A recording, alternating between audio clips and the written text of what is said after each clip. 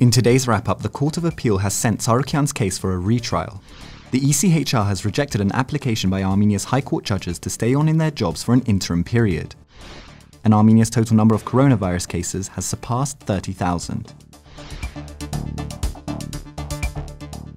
The Court of Appeal has overturned a decision on tycoon and opposition politician Gagik Tsarukyan's pre-trial detention and has sent the case for a retrial. According to Tsarukyan's lawyer, Tsarukyan, the examination of the case in the Court of Appeals raised the issue of violation of the right to a fair trial, illegal examination of the case by the National Security Service, and a lack of reasonable suspicion. Tsarukyan is facing charges of illegal acquisition of land, financial irregularities worth around $60 million related to 2 of his casinos, and vote buying by his Prosperous Armenia party during the 2017 parliamentary elections.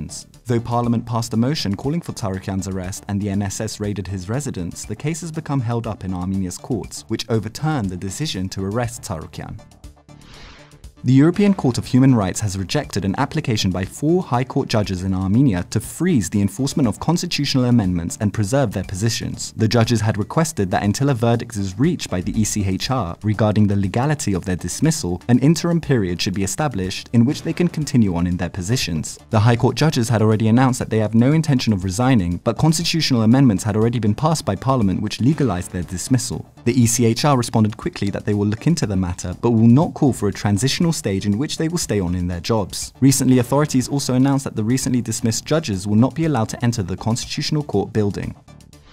Health authorities in Armenia have confirmed 526 new cases of COVID-19, raising the total number of cases to over 30,000. 573 recoveries were also reported and 14 deaths, raising the death toll to 535. Health Minister Vardan Petrosyan stated during a government session that though there is no positive trend, there is no negative trend either. He added that the number of new hospitalizations is very low and that the health system is still managing to cope with the current numbers. ՍիվիլՆեթ spoke to Taner Aksham, a professor at the Clark University of Massachusetts, an expert on the topic of genocides. He is a Turkish academic and is one of the first academics to recognize the Armenian genocide. He spoke about Turkish President Recep Tayyip Erdogan's recent decision to create a body that will work to combat Armenian lobbying efforts around the world, especially with regards to their work for Armenian genocide recognition. Aksham highlighted a number of reasons for this, including Erdogan's nationalistic platform for the 2023 elections, and also how the opposition will most probably not oppose the move. Finally, Aksham mentioned efforts to repair a bridge in the Armenian ruins of Ani, and how in the last 10 years the academic community has ceased taking Turkey's thesis on denial seriously.